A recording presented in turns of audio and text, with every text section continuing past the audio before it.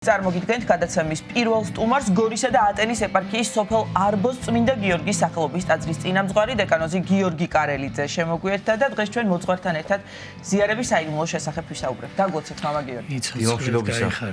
მადლობა რომ გვესტუმრეთ. ჩვენ ხშირად ვსაუბრობთ ზიარების საიდუმლოს შესახებ, რომელიც ერთ-ერთი არის 7 საეკლესიო საიდუმლოთაგან. პირველ რიგში მინდა გთხოვოთ, რომ კიდევ ერთხელ განუმარტოთ ზიარების არსი და მნიშვნელობა შესაძლოა იმ ადამიანთათვის, ვინც პირველად ისმენს ამ თემაზე. მოგესალმებით კიდევ ერთხელ, თემა არის ძალიან მნიშვნელოვანი ეკლესიის წიაღში და მინდა ცოტა ისეთი შორიდან შემოვიდეთ, რომ ადამიანმა ზოგადად ზიარებასთან მიახლოება როგორ უნდა იყოს, იმიტომ რომ ხშირ შემთხვევაში ჩვენ უკვე გამზადებულს ვიღებთ და უკვე გონია რომ დასრულებული პროცესია ადამიანი რაღაცა ეზიარა, ნიშნავს რომ მართლაც ასეა, იმიტომ რომ ჩვენ ქრისტეს და სისხლსა და ხორცს ვეზიარები და ამაზე დიდი და აღმაღლებული აღარ არის დედამიწაზე და ამიტომ ამას სჭირდება რაღაც შინაგანი მოკლედ მომზადება გარკვეულწილად და პირველი რაც არის აუცილებლად მე მინდა გითხრათ რომ ეს არა აუცილებელი შეიძლება ახლიდან იწყებდეს ადამიანი შეიძლება წლები ეზიარებოდეს მაგრამ გარკვეულწილად ნელ-ნელა ეს გზა მაინც უნდა გაიაროს რაზეც ახლა შეიძლება შევეცადოთ რომ ვისაუბროთ პირველი ის რომ ადამიანში სარწმუნოება უნდა იყოს იმისა რომ არსებობს ღმერთი არის ღმერთი არა ისე რომ სადღაც ღრუბლებში არის ან იქ სადღაც ღმერთი არის ამიტომ უფალი იძახის ასეთ რამეს რომ სულია ღმერთი და თაყვანისმცემელთა მის და სულითა და ჭეშმარიტებით თანაც თაყვანისცემა მისი სული და ჭეშმარიტება ღმერთს ვერ დავინა ღმერთმა დაგვიძახა და გვითხრა თუ გექნება სული თუ გექნება ჯანმრთელი სული და თუ იქნები ჭეშმარიტებაში მაშინ მიპოვი მე ღმერთმა ეს გითხრა. ეხლა ადამიანი დაფიქრდა და თქვა, ისე იგი მე რაღაცა არის ჩემში ისეთი უნდა ვეძებო სული და უნდა ვეძებო ჭეშმარიტება. ეხლა ვსვავ კითხვას, მაგალითად მე რომ აღმოვაჩინო რა, რა გავიგო რა ორგანო სადამ აქვს ხო მივალ და გავიკეთებ მაგალითად ეკოსკოპიას, ხო? მე ყველა ქრისტიანმა დაუსვას თავს კითხვა, რა გააკეთა იმისთვის, რომ მან სული იპოვა. შეუძლია ვინმეს მოუყვეს ამის შესახებ რომ მე უკვდავ მაქვს სული და ვიცი და ვიპოვე სული.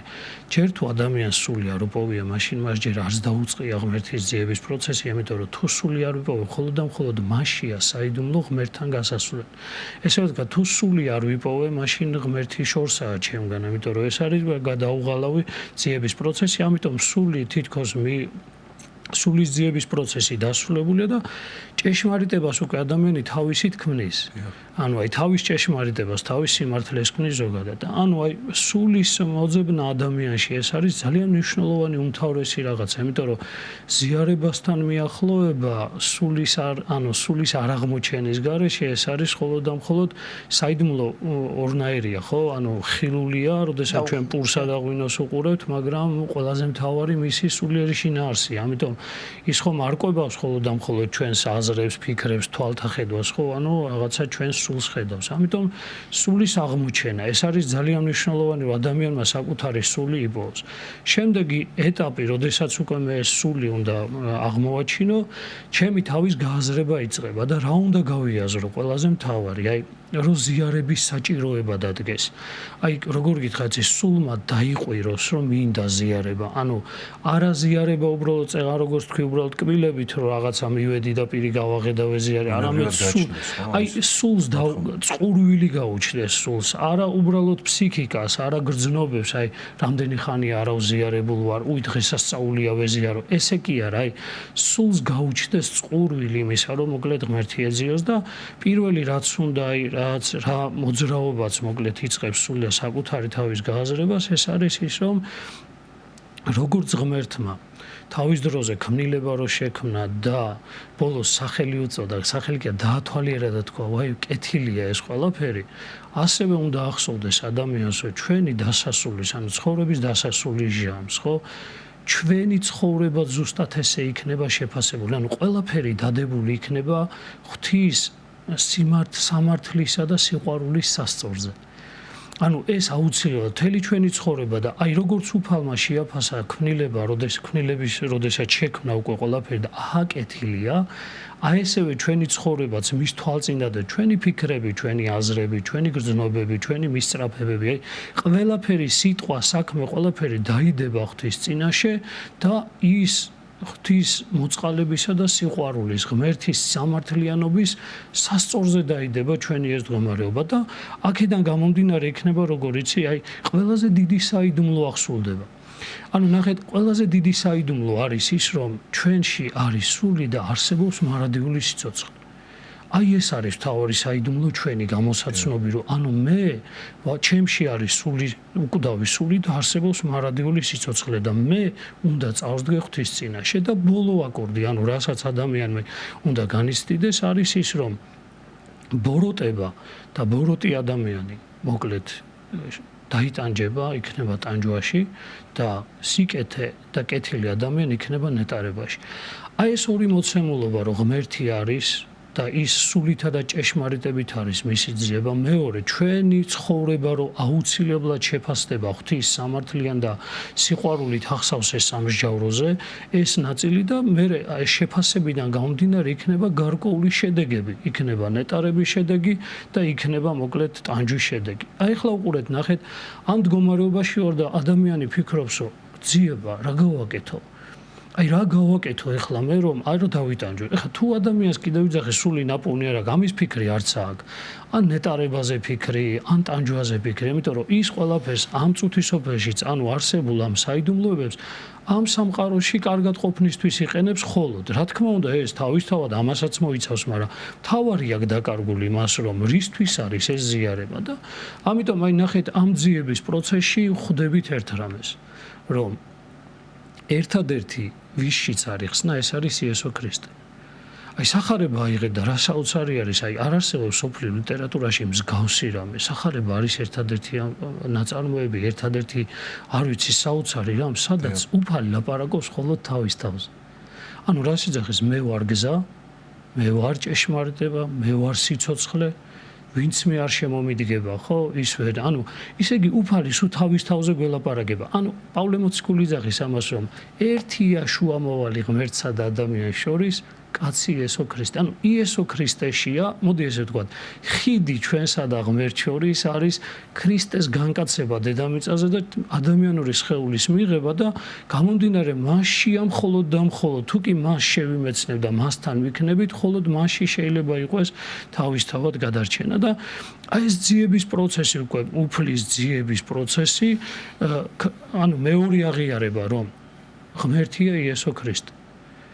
ეს არ არის უბრალოდ ისე როგორ ვთქვათ, მოცემულობა წიგნიდან გავიგე, რომ იესო ქრისტე თურმე ღმერთი ყოფილაღაც. ამის დასტური შინაგანი უნდა იყოს.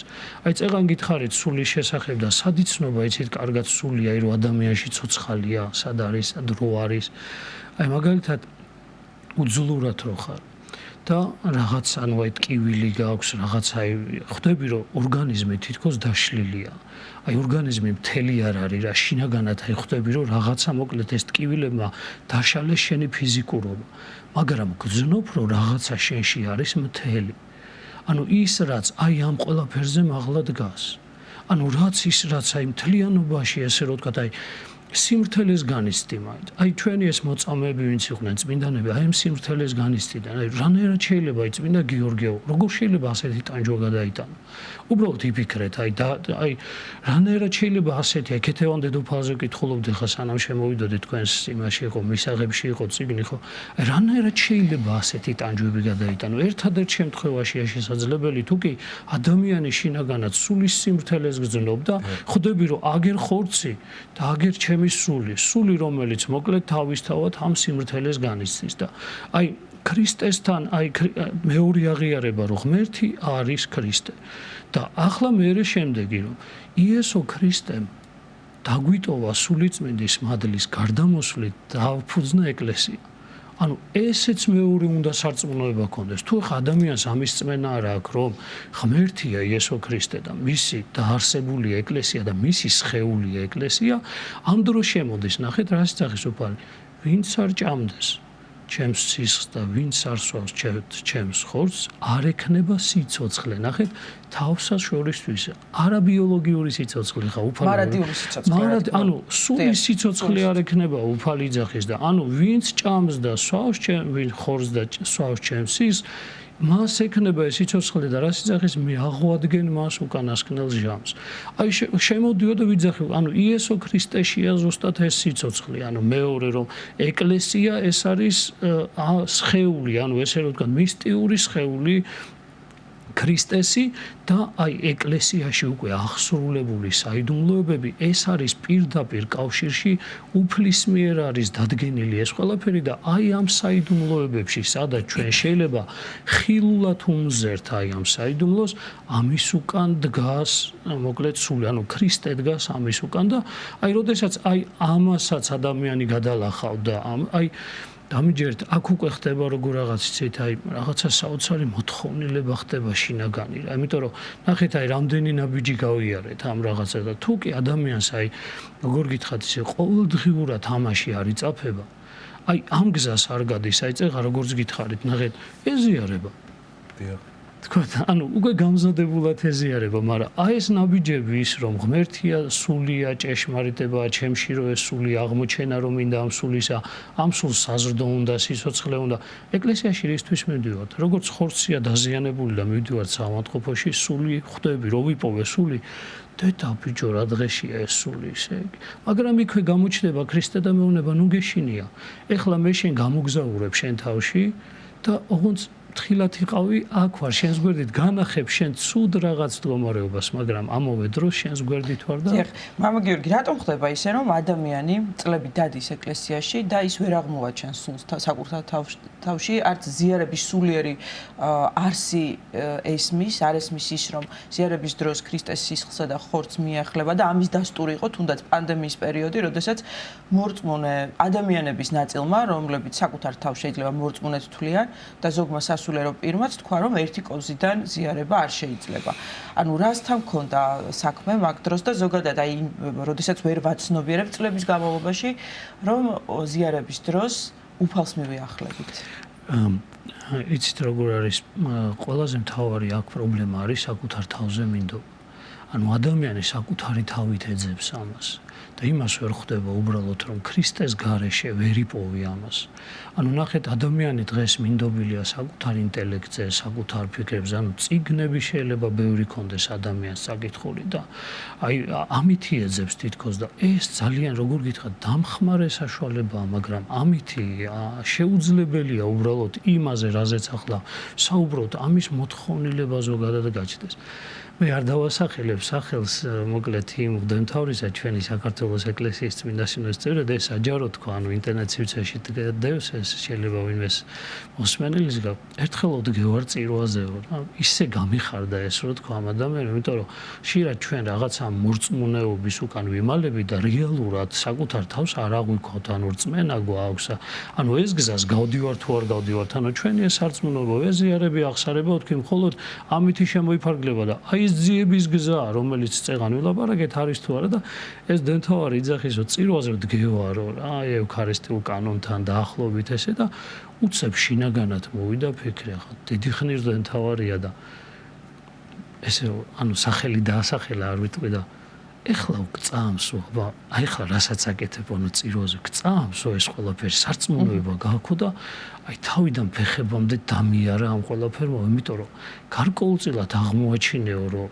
რაღაცა ჩემში არ არის ის ანუ იმას შორის რაც აღესრულება და ჩემს შორის რასაც მე აღვასრულებ ხო გარკვეული სივრცე დავინახე ისე გამიხარდა ეს რაღაცა რატო ნახეთ ანუ მე კიდე ვიძახი რომ ჩვენ არ უნდა გვცხვენოდეს ამის შეიძლება ადამიანი დიდი ხანია ტაძარში იყოს შეიძლება ადამიანი სასულიერო პირიც იყოს და აი ელისაბედ თქვენი თქმა რომ აი რატომ ეს არის გამიგეთ ანუ როდესაც ადამიანი მხოლოდ და მხოლოდ აი გარეგნული ფორმით აფასებ ამ რაღაცას და გონია რომ მხოლოდ და მხოლოდ აი როგორ გითხრათ იცი რაღაცა ისეთი ესთეტიური მხარე გარეგნული წირვა ტარდება და რაღაცა გრძნობები მოკლედ იქ რაღაცა ლამაზი გალობა ყველაფერი კარგია მაგრამ თუ კი ამ შენ თავარს აგაცილა და თავარს მოკლედ მოგწყვიტა ხო მაშინ უკვე როცა განსაცდელი ჟამი დადგება, რომელიც იდგა, ხო?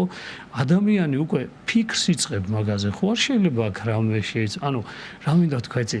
არ არის მოთხოვნა ქრისტეს გარეშე არ შემიძლია. შეუძლებელია თქვა ადამიანო რანაირად გაცრო ზიარების გარეშე, ანუ ზიარების გარეშე ხომ თავდება ყველაფერი, ამიტომ რომ ჩემი სული არ გამოიკვებება, ჩემი შინაგანი არ გამოიკვებება და რანაირად ისე ღმერთს კარგავ თავიდან ბოლომდე და ამიტომაც არის რომ ქრისტიანი ადამიანი ამ დროს ხარ შეუპოვარი და მადლობა ღმერთს რომ აი პატრიარქის ესე რო თქვა რაღაც კი ვიხსენებთ ამ პერიოდს ძალიან ცუდი პერიოდი იყო, მაგრამ აი პატრიარქის აი ამ საოცარმა მოკლედ რაღაც ანუ ნახეთ მარტო გმირობა არ არის ეს, ნახეთ ანუ ეს არის რა იცი, ეს არის ის რაც მასში არის. მე ამაში დავrწმუნდი. ის კი არა რომ ვიღაცაზე უკეთესები, ანუ პატრიარქს ეგ არ უნდოდა რომ იმაზე უკეთესები გამოჩენილიყავით, პატრიარქს ის არ უნდოდა რომ რაღაცა ჩვენ ნახეთ რამ, არა, ეს არ ამოძრავებდა.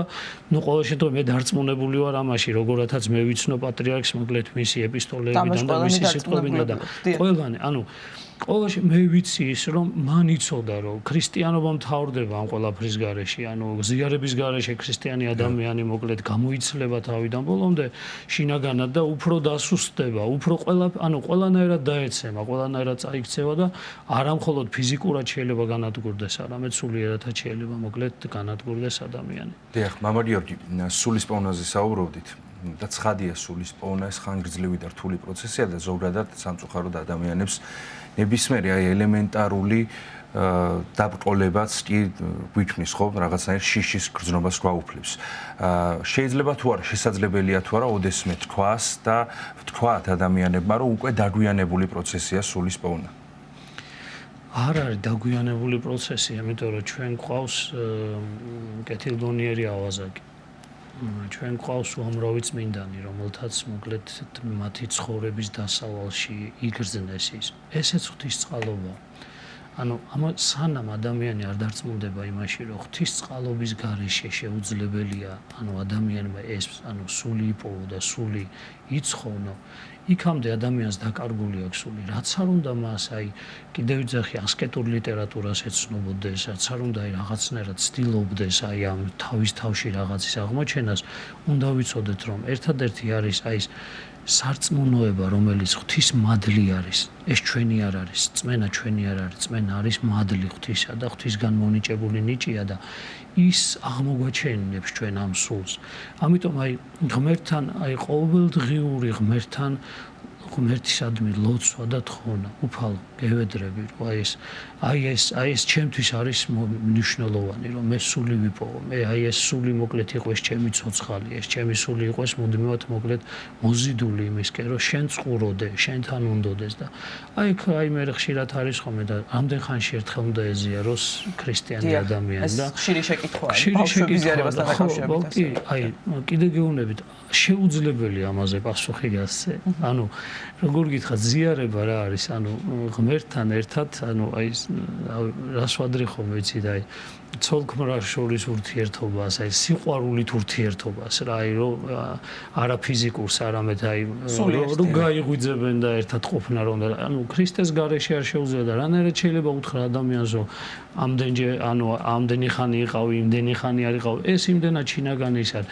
და ერთი მინდა გავიხსენო, აი ძალიან ჩვენს მრევლს მინდა უთხრა, ერთ-ერთ დიდ მონასტერში მოხდა ასეთი რამე, რომ ხშირად არის ხოლმე ადამიანები დღესასწაულზე უნდა ვეზიარო, დღესასწაულია უნდა ვეზიარო და ისევ ეკლესიის წევრები აკეთებენ ხოლმე. და ერთი დიდ მონასტერში მოხდა ასეთი რამე, რომ აღდგომის ღამის თევაზე სასულიერო პირი გამოვიდა და თქვა, რომ ზიარება დღეს არ იქნება. და ზიარება იქნება ხვალეო წილვაზე. ანუ იცით, ბრწყინვალეში დეულში ყოველ დღე აღდგომის სწორი. მოკლედ ისე იგი ჩავარდნენ ხალხი განკითხვაში, გავარდნენ, გაიქცნენ, იქ ჩივილები დაიწყეს რაღაცა. მეორე დღეს მოვიდნენ ზუსტად ის ადამიანები, ვისაც მართლა ზიარება უნდათ. და არა ის ადამიანები, რომლებიც თქვათ აი წელიწადში ერთხელ ან რაღაცა, მოკლედ არ მინდა ხა ვინმე ეგონოს რომ განკითხვის იმით ვიძახი, მაგრამ აქ არის ლაპარაკი რაზე, იცით, აი განსხვავებულობა მინდა ვთქვა, რომ ანუ ის რომ მე რაღაცა დათქმული მაქვს, რომ წელიწადში ერთხელ უნდა ვეზიარო, ეს არა ადამიანისთვის საკმარი არის იმისა და მოკლედ შემდეგი ამ წინამძღვრის აი ამ საოცარ გონიერებას მიხვდნენ ყველანი რა გააკეთა რომ ანუ იმას ვისაც ყურვილი ქონდა ზიარებისა ეკი არა მესამე დღესაც რო ითქვა და როცა იტყო და რო წირვა ტარდება და ზიარება იქნება ის ადამიანი აუცილებლად მივიდოდა და დანარჩენი ადამიანები მოკლედ ის ვინც იმ დღეს აი დღესასწაულზე უნდა ვეზიაროთ მოკლედ კი აღმოჩნდნენ მაგრამ კიდევ ერთ მომენტზე მინდა რომ ყურადღება გავამახვილოთ ზოგჯერ ხდება რომ ზიარების რიგში ვართ და ვარჩევთ ადამიანს ვის უკან დავდგეთ. ახლა მე მაგალითად დამარცხნია სამწუხაროდ ესეთი რამე. მოდის ფიქრები იმის მაგივრად რომ იფიქრო რომ ქრისტეს უნდა მიახლო და მიიღო ქრისტეს სისხლი და ხორცი, ფიქრობ იმაზე რომ შეარჩიო უფრო ისე ესთეტურად მოწესრიგებული ადამიანი და იმის უკან დადგე. აი, ყოფილა ესეთი შემთხვევა და ესეც ალბათ მიუთითებს ჩვენს ძირედ მორწმუნეობაზე, ხო?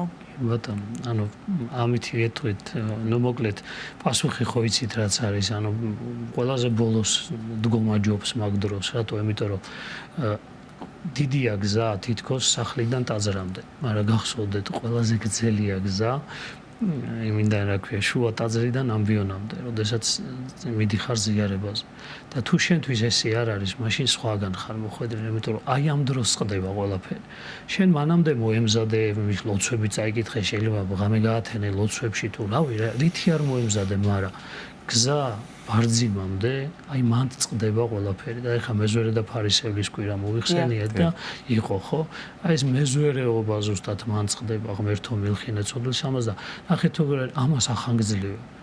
მე ვიცი ადამიანი რამოდენჯერ ანუ ერთხელ მითხრა მე ესე რაღაცა რომ რაწანს ახლო მივიდოდა ტრიალდებოდა და უკან გადადიოდა, იმიტომ რომ იმდენად საოცარი განცდა იყო რა. იქ რო ვეზიარე უკვე თითქოს ანუ ზიარებით ანუ აი ეს გზა იყო, აი ეს გზა რომელიც მოკლედ საკუთარი ცოდვისა, საკუთარი მოკლედ შინაგანი სამყაროს გააზრებისა, სადაც სრემლი მოდის, სადაც სრემთან ერთად ამ სინანული სიხარული მოდის, აი გეუბნებით ანუ შუა ტაძრიდან ბარძიმამდე მისასვლელი გზაა ყველაზე საოცარი გზაა, ყველაზე ტკბილი გზაა ყველაზე და ამ დროს აი ფიქრი იმაზე ვის უკან დავდგები, ვის წინ ვიქნები, უბრალოდ იმდენად გარკვეულწილად უადგილო არის, აი როგორ გითხრათ ძირო ვერ სამჩნევ ამას და მინდა ერთი ამბავი მოგიყვეთ რომ ძალიან სამწუხარო ამბავია ეს, მაგრამ ნუ მოკლედ ესეთი რაღაც არ ვიცი ხა იგავიცარი და შეიძლება ნამდვილადაც მოხდა ამას წინათ ამოვიკითხე რომ ერთ-ერთი კაცი დადიოდა ტაძარში, ცოტა ისეთი ქვია შეუფერებლად ჩაცმული იყო, რაც თქვენ თქვით ახლა რაღაცა ისე და მოკლედ გარეთ ეძინა ხოლმე და იცით ახლა ამას თავისებური სულიც და ეს ყველაფერი მოკლედ და დადიოდა ტაძარში და ისეთ ტაძარში აი ქალაქში რო გამოჩენილ ადგილას არის და სულ ისეთი ხალხი რო იკრიბება ხო რაღაც სამრევლოში და ნუ მოკლედ ეს კაცი მივიდოდა და ნუ ეს მრევლი წუხდა რომ მოკლედ იმ გვერდზე ვერავინ დგებოდა და მივიდნენ და შესჩივლეს მოწინამძღვარს და წინამძღვარმა უთხრა მე მოვაგვარებ ამას და მან თითქოს ეცადა რომ სულიერად მოეგვარებინა და უთხრა ამას და სახში რომ მიხვალო ხო ღმერთს კითხევ აბა უბრალოდ რა ლოცვაშიო რომ იმ სამრევლოში რომ მივალო როგორ უნდა ჩავიცვაო ერთიო გამომიცხადეო რა ხო და მეორე დღეს ესა და კარგი მომო კი ვეთყვი აუცილებლად ამდაბლად მებოდა მეორე დღეს ისევ იმ ტანსაცმლით მივიდა ტაძარში და წინამძღვარი მივიდა და ეუბნება რომ რა ქენიო აბა უკითხეო უფალსო რომ როგორ ჩაგეცვალო სამრევლოში კიო კითხეო და რა გიპასუხაო მან და არ ვიციო მანდაო მე არასოდეს ყოფილვარ მაგ ტაძარში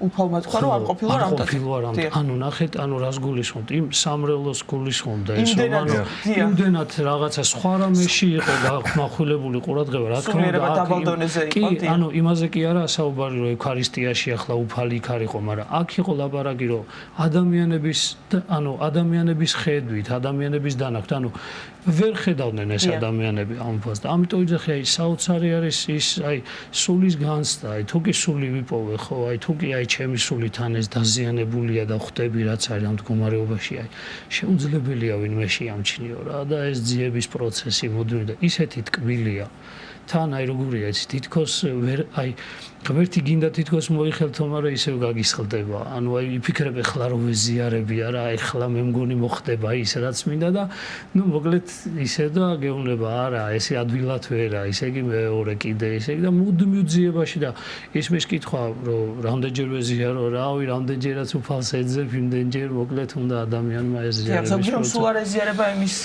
ესე იგი შიშით რომ ღირსი არ არის, ნუ ღირსი ვერასდროს ვერ გავხვდებით ხო რა თქმა უნდა ზიარების. აი ერთადერთი რამ არის ელისაბედ რომ თუ კი მე აი ამას ამ ძიების პროცესში ვარ და პირველი თამდაბალი და სინანულია რა სიცოცხლის უფალი რომ ისე იგი ყველაზე მთავარი არის რომ შინაგანად ადამიანი სინანულში და თამდაბლობაში იყოს და წერა რო გითხარით იქ წყდება ყველაფერი აი იქ დაამტკიცე შე რომ ქრისტე გინდა და თუ ეხა უბრალოდ არიან ხოლმე ადამიანები კიდე რაღაცა ესეთ ძალიან ესეთი არასწორი ჩვევა არის ჩვენს მრევლში რომ იქ ჩაუცებ ახსარება რომ რაც შეიძლება ზიარებამდე ნაკლები ცოდვა ჩავიდინო და ესეთ ძალიან ცუდი რაღაცა იმიტომ რომ თვითკმაყოფილებით მიდიხარ თითქოს რომ აგერ ზიარებამდე არაფერი ცოდვა არ ჩამიდენია და პირიქით ესე არ არსებობს იმიტომ რომ ფიქში მაინც მოვარავთ ხო არა მარტო ეგერა პირიქით ღმერთს უნდა რა იცი აი იმ გზაში როდესაც სანამ ბარძიმამდე მიხვალ ანუ კონდეს ხედავდე რაღაცა ცოდვას და ანუ ახსარება კი არ კონდეს ჩაბარებული კერჩი იცემდე და იძახდე რომ ღმერთო მილხინე აი ესეთი ნახე ესეთი რო ვარ